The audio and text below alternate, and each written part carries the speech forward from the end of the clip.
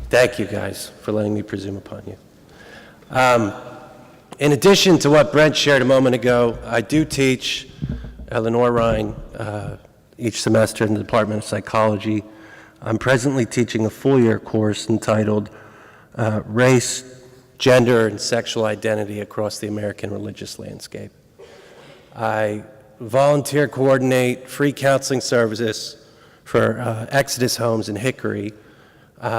And finally, I'm volunteer director of mental health advocacy and education outreach for Mitchell Gold's Faith in America nonprofit. The thrust of which is to not only educate counselors on their mandate to be competent and ethical, but to hold them accountable when they fail to do so. That's a new initiative, and that'll be launching soon with some publicity. I'll go ahead and get started with just a little bit of what I'm going to share. I'm going to speak mostly to the unique mental health challenges, particularly as it relates to LGBTQ youth, okay? So with regards to top of mind, we're 30 people of several hundred invited, so only 10% turned out. That's consistent with how top of mind the issues we're going to discuss tonight are, both regionally and nationally. I'm going to throw a couple numbers at you, and again, I'm going to presume upon you as I try to engage you to encourage your recall of the information we're going to go over tonight. As I speak here, there are 36,000 souls on our shores seeking refuge. Could any of you wager a guess who these people are? If one was remaining within the milieu of our current election cycle, you'd be forgiven if you said they were Syrian refugees. The reality is that this evening, 36,000 children and youth will have nowhere to sleep. In my community, I don't reside in Hickory, I reside in Blowing Rock, but the community in which I work, there are 200 people, including a 3- and 5-year-old tonight, sleeping in tents.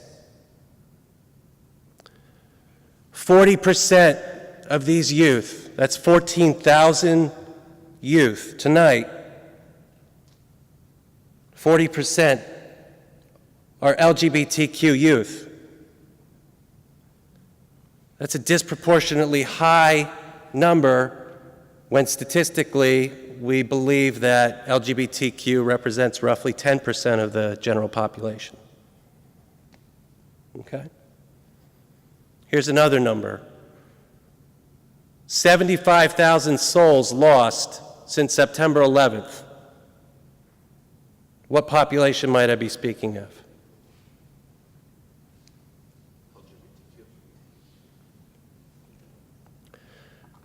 The second leading cause of death in our country amongst children and youth every year is suicide, with 5,000 souls lost.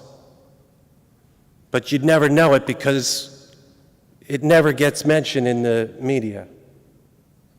I won't risk extrapolation in terms of what percentage of that is LGBT youth. It'd be unprofessional of me. But I would wager a guess that similar to homelessness, it's disproportionately high. And I can say that with confidence based on the following statistics. Suicide attempts amongst LGB is 4 times greater. 4 to 6 times more likely to result in serious injury. That's poisoning, overdose, presentation at the ER. Roughly half of all transgender individuals struggle with suicidal ideation. Fully 1/4 will attempt to take their lives. LGBTQ youth from highly rejecting families are 8.4 times more likely to attempt suicide than those from families that are not rejecting. I can argue from research, and I can argue anecdotally from the patients that I see in my office, that sadly, in large part, those rejecting families are doing so under the guise of religious belief. There are college campuses all across this country who house graduate programs accredited by the very bodies that set forth the ethics that govern our ethical treatment of LGBTQ youth. And yet there are campuses, Christian campuses, across this country who have specific language that aids subjugation of LGBTQ youth, many of whom had no choice in their attendance at an evangelical campus, as it was the only one their parents would elect to finance. That equates to tens of thousands of students right now who are subject to what we call in the social sciences minority status stress.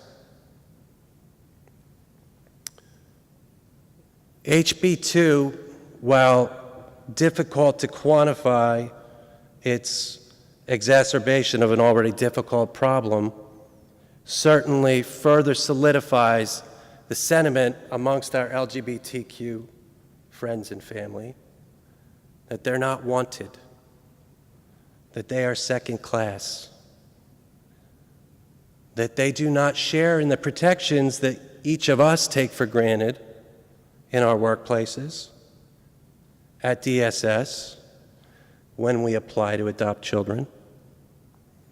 We are confronted with the reality that these individuals face systemic discrimination daily.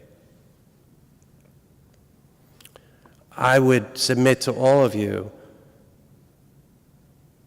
that this should be top of mind for anyone claiming to be a person of faith. The continuum, I can recall years ago in a pub with many friends over pints and cigarettes talking about what would come to be, and I still maintain this, the fault line upon which, particularly, as we know, majority of self-identifying people of faith in this country still identify under the umbrella of Christendom, 40% of whom are evangelicals, roughly 100 million people, that the defining fault line for the church in the 21st century would be the issue of LGBTQ. Not merely acceptance, but full inclusion. The distinction being this: even my friends who claim to love on them, to love the sinner, but to hate the sin, to welcome, so long as they're not asking to be in leadership, so long as they're not asking to be married.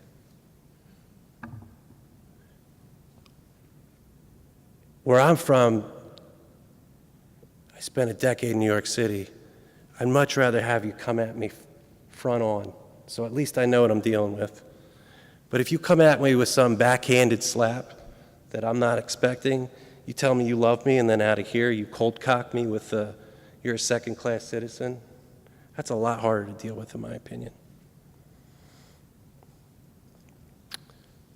I would encourage all of us as people of faith, not merely, and for those of non-faith, whatever your belief system, to recognize that it's not merely our attendance at such events and our speaking in support as allies that's important. We are complicit to the extent that we fail to actively advocate on behalf of these individuals. We are complicit to the extent that we maintain affiliations with organizations and individuals who actively seek to subjugate millions of people in this country. I see no middle ground. I see, unfortunately, like I mentioned a moment ago, we are talking about a tectonic shift that's happening in the 21st century, And you will be on one side of the fault line or the other when it comes to whether or not you are inclusive of these people. Whether you use the Old Testament teaching of Sodom, which is, at the end of the day, and you can correct me, Rabbi Cohen, a lesson on being a hospitable people, welcoming to those in need, or referencing Matthew 25, when you've done it unto the least of these, you have done it unto me. I say to you, depart from me, I never knew you. I was naked and you did not clothe me. I was hungry and you did not feed me. We cannot remain quiet in the midst of such an epidemic.